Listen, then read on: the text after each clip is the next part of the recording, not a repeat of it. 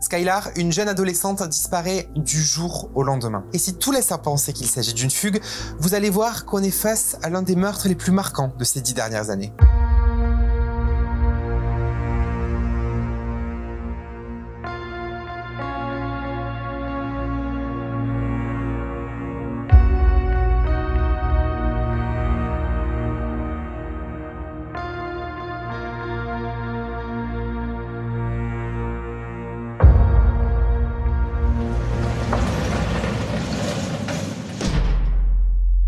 Tout commence en 2012, dans la petite ville de Star City aux États-Unis. L'habitante qui nous intéresse est prénommée Skylar. C'est une jeune fille très aimée par ses parents, Mary et Dave Nees. Ils sont très fiers d'avoir une enfant aussi facile à vivre que Skylar. Skylar est une bonne élève et veut devenir avocate pénaliste.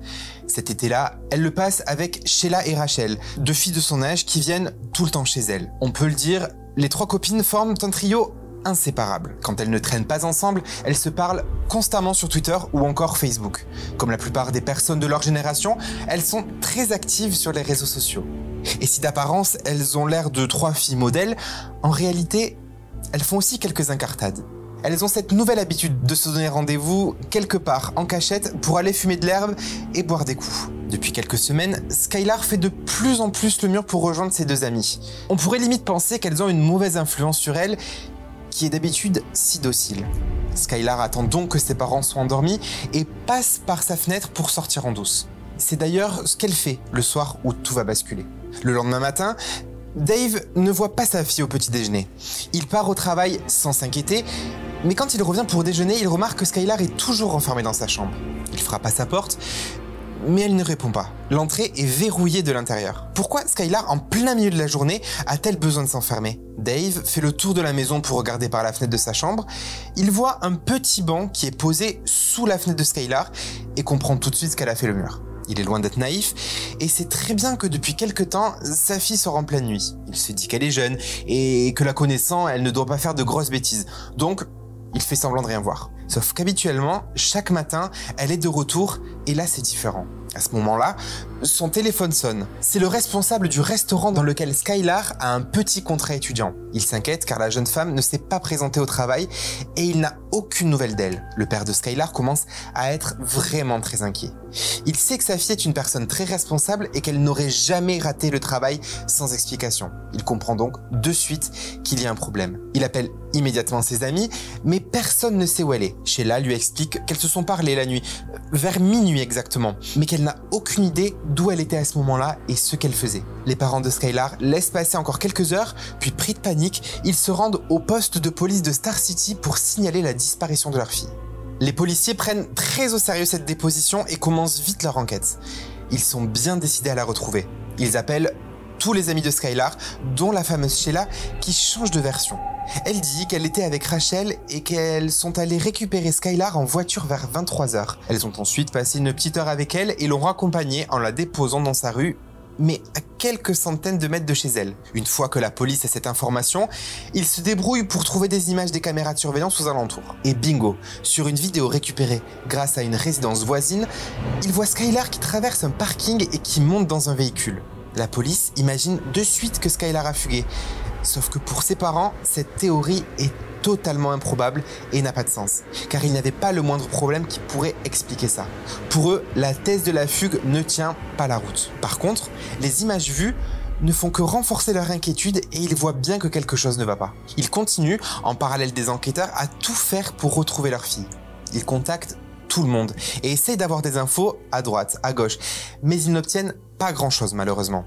En réalité, ils se sentent plus impuissants qu'autre chose, tout comme Rachel et Sheila, les meilleures amies de Skylar. Les deux filles sont totalement dévastées par la disparition de leur copine. Sheila appelle plusieurs fois par jour les parents de Skylar afin d'avoir du nouveau et savoir comment l'enquête avance. Elle propose tout le temps son aide pour les recherches et essaie de son côté d'avoir de nouvelles pistes. Mary et Dave sont très touchés de voir que leur fille a une amie aussi impliquée que Sheila. Sauf que vous allez voir, la police ne va pas être du même avis. En voyant que Skylar ne donne toujours aucun signe de vie des jours après sa disparition, la police demande du renfort à toutes les unités de l'État et au FBI. Ils perquisitionnent sa maison et plus précisément sa chambre, et il voit qu'elle a laissé beaucoup d'affaires importantes. Il retrouve par exemple son chargeur de téléphone, sa brosse à dents, ses lentilles de contact, son fer à lisser. Elle a même laissé le peignoir de nuit de sa mère avec lequel elle dort depuis qu'elle est toute petite. Ces éléments écartent réellement la piste de la simple fugue.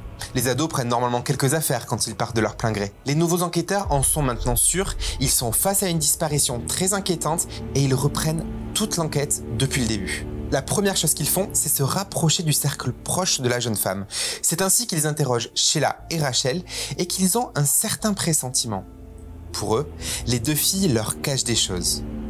Par exemple, Sheila est très étrange. Elle est du genre à tout ramener à elle et semble terriblement dévastée. Limite, un peu trop pour ces enquêteurs qui ont l'habitude de faire des interrogatoires. De son côté, Rachel n'est pas en ville puisqu'elle est en colonie de vacances. Donc, les premiers contacts se font par téléphone. Mais elle est très évasive et ne semble pas vouloir aider les enquêteurs. C'est assez bizarre de voir qu'une soi-disant meilleure amie se comporte ainsi, non? Les policiers ont la sensation qu'elle ne veut pas trop les aider. Au lieu de répondre aux questions, elle leur dit d'appeler Sheila, qui en sait beaucoup plus. Ils attendent donc son retour pour la confronter en face à face, mais son attitude ne change pas. Elle reste très brève et distante. Mais le plus louche dans tout ça, c'est leur discours qui est exactement le même jusque dans les moindres détails. Pour les enquêteurs, ça ressemble fortement à un scénario monté de toutes pièces. Avec ces interrogatoires, la police commence alors à avoir de sérieux soupçons sur Sheila et Rachel. Pour avancer, ils saisissent les ordinateurs et les téléphones des filles et passent au peigne fin toute leur communication. À ce stade de l'enquête, Sheila et Rachel commencent à ressentir une certaine pression. D'ailleurs, dans leur école, tout le monde pense qu'elles ont quelque chose à voir avec la disparition de leur amie. Elles commencent alors à se faire harceler en ligne par plusieurs comptes Twitter anonymes et les messages se ressemblent tous. Ils disent que leur petit secret va bientôt être découvert. Autant vous dire que l'ambiance dans leur école est un peu tendue à ce moment-là. Pendant ce temps, les enquêteurs continuent leurs recherches et décident de se pencher sur les images de vidéosurveillance de toute la ville. Ils font tellement du surplace avec cette enquête qu'ils sont déterminés à passer des heures sur les vidéos pour tenter d'obtenir des nouveaux indices. C'est ainsi qu'ils découvrent que Sheila et Rachel n'ont pas récupéré Skylar à 23h, comme elles ont pu le dire. Par ailleurs, c'est dans la voiture de Sheila que Skylar est montée vers minuit 30. Ils sont maintenant sûrs que les deux copines ont un lien avec la disparition de la jeune fille, et vous allez voir qu'ils vont être hyper malins pour avoir leurs aveux. Les policiers décident d'avoir une autre approche avec Sheila et Rachel. Ils créent de faux profils en ligne pour se faire passer pour quelqu'un du lycée et surveiller tout ce que les filles publient. Ils lisent des milliers de publications sur Facebook et sur Twitter, et en déchiffrant certains hashtags utilisés. Ils comprennent vite que Sheila et Rachel ne sont pas du tout les adolescentes modèles qu'elles prétendent être. Sur les réseaux, elles parlent d'alcool, de faire la fête en douce, de sécher les cours. En parallèle, ils continuent d'interroger régulièrement les deux jeunes filles qui racontent la même histoire sans jamais en changer une ligne. Elles sont totalement en phase sur ce qui s'est passé cette nuit-là. La seule chose qui les différencie, c'est vraiment leur comportement. On a d'un côté une Rachel qui est très nerveuse et stressée quand elle est interrogée. Elle est très distante avec tout le monde et ne parle quasiment plus aux parents de Skylar. De l'autre, on a une Sheila ultra impliquée dans l'enquête qui cherche à connaître la moindre nouvelle information, donc qui est très coopérative. Sauf que la coopération a ses limites quand les mensonges de Sheila sont découverts. En creusant chaque piste, la police découvre que Sheila a un faux alibi le soir de la disparition de Skylar. Et c'est à ce moment-là qu'ils vont vraiment commencer à se concentrer sur elle. Sheila et Rachel essayeraient-elles de dissimuler quelque chose? Vous allez voir qu'elles vont commettre une erreur cruciale et que leur scénario va s'effondrer. Les images de vidéosurveillance ont révélé que les filles s'étaient rendues à Losfeld, une ville voisine, la nuit où Skylar a disparu. Mais ce qui est le plus bizarre, c'est que les relevés téléphoniques montrent que Sheila et Rachel envoyaient des SMS à Skylar quand elle prétendait être avec elle. Ce qui n'a aucun sens. La police commence donc à leur mettre la pression pour que la vérité éclate. Et c'est à ce moment-là que Rachel donne enfin de nouveaux éléments. La nuit de sa disparition, elle explique que Skylar se serait enfuie dans les bois et qu'avec Sheila, elles auraient tout fait pour la retrouver mais elles n'y sont pas parvenues. Les enquêteurs font donc venir Sheila pour entendre sa version et elle répète mot pour mot cette histoire. C'est maintenant une certitude, les deux filles se parlent et planifient ce qu'elles disent à la police. Quelques jours plus tard, face à tous ces changements de discours et ces rebondissements, la police décide de les faire passer au détecteur de mensonges. Sheila passe la première et échoue lamentablement. Puis alors que c'est au tour de Rachel, il se passe quelque chose de très bizarre. Elle vrille complètement. Avant de prendre la route direction le commissariat, Rachel découvre que son père est de retour chez elle. Ses parents, qui étaient en plein divorce, ont décidé de revivre ensemble pour aider leur fille, vu tout ce qu'elle traverse. Et alors qu'ils pensaient être d'un grand soutien, cela n'a pas eu l'effet escompté. Bien au contraire, Rachel n'a pas du tout accepté cette situation. Elle a quitté la maison et s'est mise à courir dans tout le quartier en pleurant. En voyant ça, ses parents l'ont rattrapée et enfermée dans sa chambre avant de l'envoyer dans un hôpital psychiatrique car elle menaçait de se tuer. Elle y est restée 5 jours. À sa sortie, elle est allée passer le détecteur de mensonges au poste de police. Et vous allez voir que tout va basculer. La police sait que tout va se jouer maintenant car Rachel est épuisée mentalement et qu'elle peut craquer à tout moment. Ils n'ont qu'à poser 2-3 questions et la jeune femme passe aux aveux. Et ils ne s'attendaient certainement pas à ce qui allait se passer. Elle va vraiment vider son sac. Elle explique que le trio s'est disputé au printemps lors d'une sortie scolaire et que c'est à ce moment-là qu'elles ont décidé de se débarrasser de Skylar car elle ne l'aimait plus. Le soir de la disparition de Skylar, Rachel et Sheila lui ont envoyé des SMS pour lui demander de sortir avec elles. Elles l'ont donc prise dans la rue vers minuit 30, comme l'ont révélé les caméras de vidéosurveillance. Elles sont ensuite allées vers la frontière de la Pennsylvanie à 25 minutes de Star City et se sont engagées sur une route sombre et sinueuse, là où elles avaient l'habitude de se retrouver pour boire et fumer.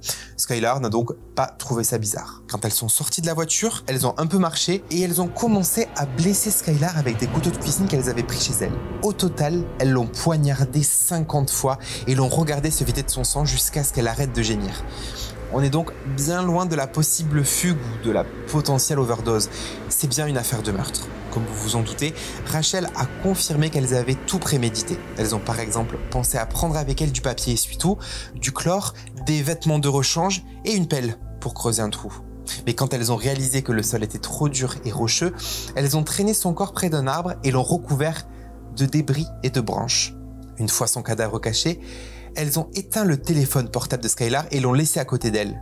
En chemin, elles ont jeté toutes les preuves qu'elles avaient et sont revenues chez elles vers 6 h du matin. Elles ont ensuite bien fignolé la version du discours qu'elles diraient quand elles seraient approchées par des proches ou par des enquêteurs. Le pire dans tout ça, c'est que les professeurs qui étaient présents le jour de la sortie scolaire avaient entendu les deux filles parler de la manière de se débarrasser d'un corps. Mais ils pensaient qu'elles faisaient référence à un cadavre qui avait été découvert quelques semaines auparavant près de leur école. Comme quoi, il ne faut jamais prendre à la légère les discussions morbides des adolescents. La police est abasourdie par tous ces détails. Elle veut maintenant retrouver le corps de cette pauvre Skylar pour l'analyser et clore l'enquête. Ça ne sera pas facile car Rachel ne se souvient pas exactement où le corps a été laissé et comme il neigeait lors de ses déclarations, il faudra attendre que tout fonde pour fouiller la zone indiquée. Quelques jours plus tard, la dépouille de Skylar est découverte. En parallèle, la police obtient l'autorisation de fouiller la voiture de Sheila et retrouve du sang dans le coffre. Il n'en faudra pas plus pour arrêter les deux criminels. C'est maintenant l'heure du procès.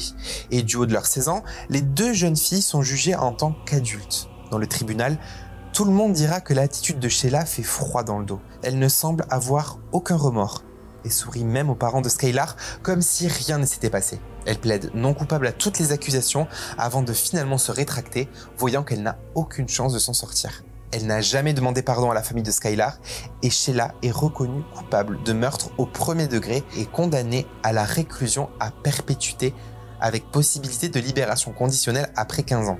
Rachel, de son côté, plaide coupable de meurtre au deuxième degré et sa peine sera moins lourde. Elle est condamnée à 30 ans de prison avec la possibilité d'une libération conditionnelle après 10 ans. Encore aujourd'hui, les parents de Skylar sont profondément marqués par cette histoire. Et Dave, son père, a juré qu'il ne laisserait pas les filles sortir de prison. Il est absolument dévasté par la disparition de sa fille et est choqué par la méchanceté et la préméditation de ces deux adolescentes. Voilà, vous savez tout sur la disparition de Skylar, qui aura vécu le pire à cause d'une petite embrouille entre copines. Ce crime aura été particulièrement marquant aux États-Unis puisqu'il a donné la naissance à la Skylar's Law, une loi visant à changer les critères pour lancer une alerte de disparition plus rapidement au grand public. Même si la police de Virginie pense qu'il s'agit d'une fugue, elle est aujourd'hui obligée de lancer une alerte enlèvement. Cette horrible disparition aura donc fait avancer les choses. Imaginez-vous un tel dénouement quand vous avez commencé cette vidéo? Arrivez-vous à croire que Sheila et Rachel se sont débarrassées de leur amie juste parce qu'elles ne l'aimaient plus? Selon vous, comment les parents de Skylar réagiront lors de la libération des deux criminels? Dites-nous ce que vous pensez de cette affaire en commentaire. En attendant, on se retrouve très vite pour un nouveau dossier sensible.